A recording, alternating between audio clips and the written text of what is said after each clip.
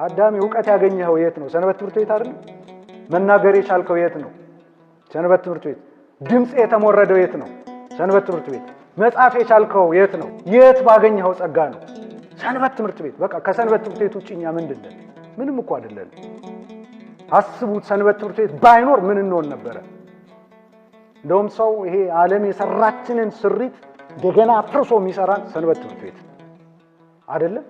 እንደው በማርያም አይደለም?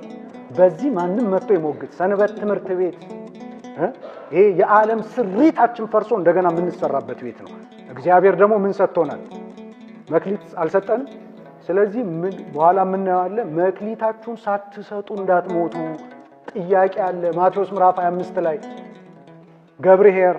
ገብረ ሐካይ አስታወሳችኋቸው? ባለ 5 ባለ 2 ባለ 1 የተሰጣቸው ታሪኩን ታውቁታላችሁን? ያልተርክም። ባለ አንዱ ወግድልኝ የተባለው ምን ሳያደርግ ሞቶ ነው? ሳይሰጥ